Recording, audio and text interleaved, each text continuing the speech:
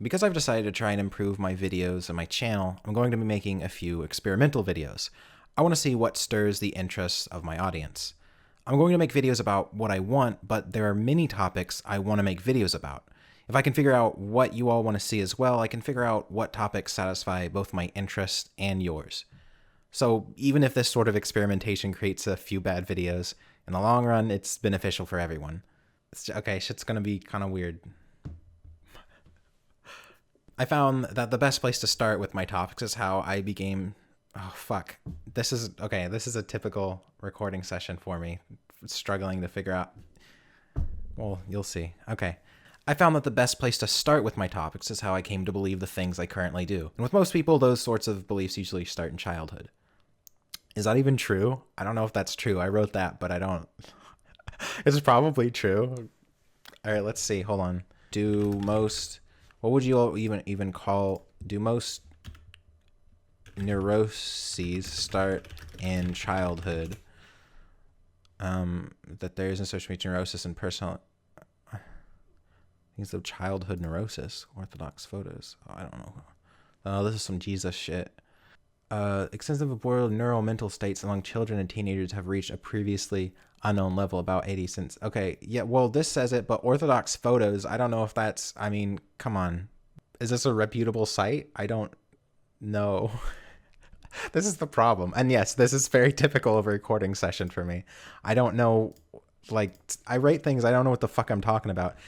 And then I have to look it up mid-recording so that I, like, make sure I'm not wrong.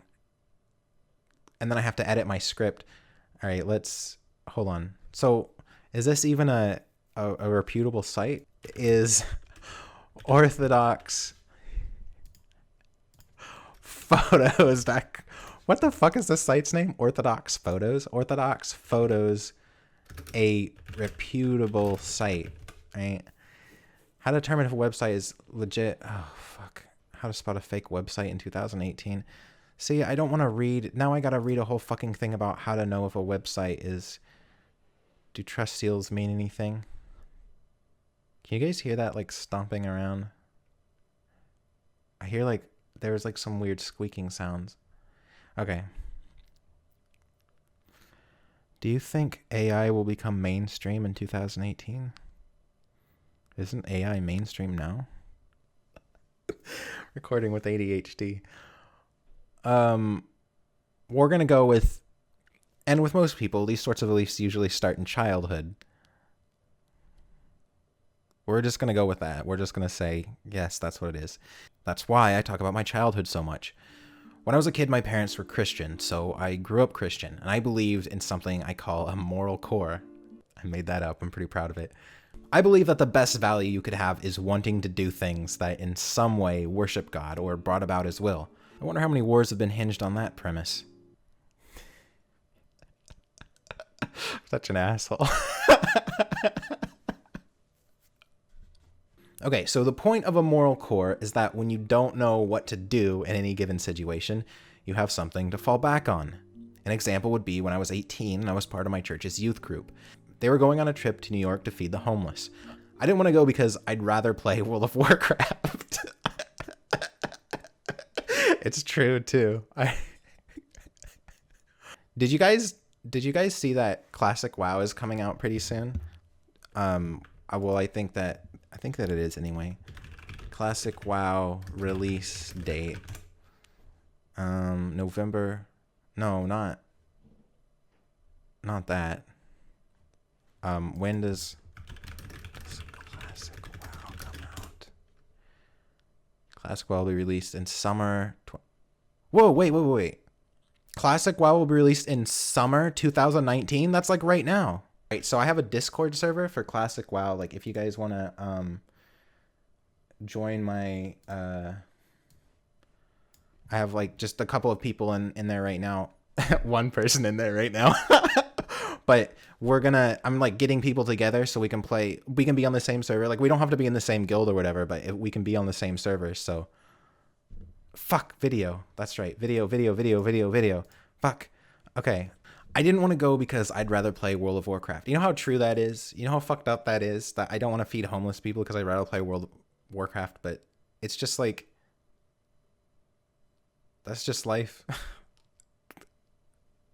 I don't know. I don't know how to, like, you have to not be an asshole, right? But I decided to go because my moral core told me that I should do things that please God. And feeding homeless people pleases God. I don't recommend New York, by the way. It smells bad and the people are angry. That's a stupid joke. I don't know why I wrote that. Fucking delete that. Anyway, I think that having the drive to help homeless people is something most people can agree is a good thing. Yet the same moral core that drove me to do that would cause me to do things that today I see as bad. An example of this is when I didn't practice writing books I wanted, because all my ideas involved dragons. Christians seem to see dragons as demonic, and writing a book that had demonic undertones does not please God or further his will. So I didn't write. That's depressing. That's why... Man, shit's depressing. After a few years of being mentally paralyzed because nothing I could do would be good enough for God, and also meeting some genuinely awful people who claimed to be Christian, I began to seriously question the usefulness of the faith. As I studied the Bible, I found awful things that God commands people to do, but no one wants to talk about. Things that are illegal because we innately know they are awful things. I could not perform the mental gymnastics required to both believe that the Bible is the perfect, incorruptible guide to life, and at the same time ignore much of it because the things it says are wrong. And I didn't want the Bible or the will of God as my moral core any longer. This is depressing. Like, this is depressing. Why do I write such depressing shit? Like, no one wants to hear about how I lost my faith in God. Like, fuck. That was about 5 years ago, and recently I've been faced with a new problem. What do you do when you don't have a moral core? How do you live your life? Some people might say do whatever you want as long as you follow laws, but given enough thought, you'll realize that's a bad idea. Doing whatever you want leads to selfish but legal methods that government and giant corporations use to manipulate. I shouldn't use words that I have a hard time pronouncing, but I want to sound smart. Like, I know the words, I know the meaning of the words. I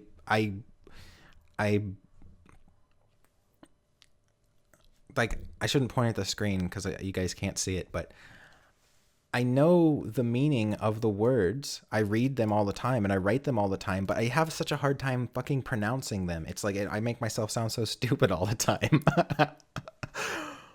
Doing whatever you want leads to selfish but legal methods that government and giant corporations use to manipulate people for profit. Doing whatever you want leads to using legal methods to force laws to change in order to do terrible things that are now legal. This is some depressing shit. Like, seriously. Why do I write such depressing stuff? There's also the fact that sometimes you shouldn't follow laws because some laws are unjust. It's sometimes necessary to oppose unjust laws. But how do you determine which laws to oppose? How do you determine when your reason to oppose laws is selfish and when it's for the greater good of society? It's often impossible to be cognizant of your own biases. Doing whatever you want often leads to poor investments and bad decisions. There's an underlying flow to the world and to people's actions. If you aren't aware of it, you're going to have a hard life. Trust me, I know a little bit about that one. So, for some time, I've been doing what I expect most people in my situation do. I follow a little of what my friends tell me, a little of what my family taught me, a little of what I think is good for society, and a little of what my gut tells me. And of course, I follow laws. Well, when it comes to people's safety and well-being. Not so much when it comes to watching movies on Chinese websites. But this patchwork moral code feels wrong to me. It feels primitive due to its lack of sophistication and tribal because it's only shared by my small group of friends and family. It lacks a real goal other than staying out of trouble and doing the minimum requirement for survival. It's internally inconsistent at times, meaning that my actions are inconsistent. That last one is a real problem. How can I stand for anything when I don't know what I actually believe? So I decided to refine my moral code. I want to analyze what I do believe in so I can clearly define it. I want to do that, but it's easier said than done. The hundreds of philosophers and historians who write and revise theological texts have been doing so for thousands of years. I don't quite have the same amount of time or resources, but what I do have is a YouTube audience. Basically, I'm going to tell you guys my ideas, and you're going to tell me if I'm crazy or not. Now, my current proto-morality... I wrote proto-morality. Now, my current proto-morality is flawed, but it's not useless. It's a necessary starting point. Much of it is based on what life experience has taught me is beneficial and also what I should avoid doing. Much of it comes from the Bible and laws common to Western society. Even though I'm a-religious, I'm not afraid of taking wisdom from religious texts. After all, much of what is written in these texts is life advice so potent that it's endured for thousands of years. I would be a fool to ignore it. I'm also not afraid to take wisdom from sources some people might see as childish, such as TV, video games, or comic books. These things are essentially modern mythology, stories that can teach us lessons, and characters that can serve as role models. A few rules arise from my proto-morality. These rules guide me, but they themselves are not set in stone. I'll list them for you, and you can tell me if they seem reasonable or complete. We can adjust them or add to them later. So, here are my rules so far for the creation of a complete, personal, moral code. 1. It has to be possible and practical. A philosophy that calls for you to be a perfect, righteous being isn't possible. We are human and flawed, and we must take that into account. 2. It has to be internally consistent. Without consistency, actions seem arbitrary, and hypocrisy is the norm. 3. It has to generate forward momentum. Healthy ways to seek goals must be at the heart of this philosophy, or there's little point in creating the philosophy in the first place. 4. It has to be adaptable. The downfall of many a philosopher is a strict adherence to tradition and an insistence on its own immutability. A better philosophy adapts in order to account for scientific advancements and cultural shifts. With these rules, and possibly a few more I have yet to think of, I can set about shaping for myself a moral core. Like I talked about earlier, the moral core is essentially the apex of a moral hierarchy. Did I talk about that before? I feel like I talked about that in my head, but I didn't actually write it on the page. Well, pretend I talked about it earlier. Of the moral hierarchy, whatever that means. It's the first thing you think about when you're trying to decide what to do in any given situation. I guess that's what it means. Here's the moral core I've crafted that I now set before you for your judgment. Did I write that? I wrote that. That's the sentence I wrote here. That's what I thought would be a good sentence to say in a serious way. Here's the moral core that I've crafted, that I now set before you for your judgment. Alright, this part's a serious part though, so hold just... Alright. My own greatest pursuit is a search for meaning and happiness for both myself and others. What I found from overcoming depression is that happiness and meaning are essentially the only things that really matter. If I think about it from the perspective that I'm going to die someday and there's little in the material world that matters, seeking things like wealth or fame are meaningless ultimately. So what does have meaning? The answer is personal happiness. If I'm going to die, then personal happiness for the time I'm alive becomes the only thing that matters.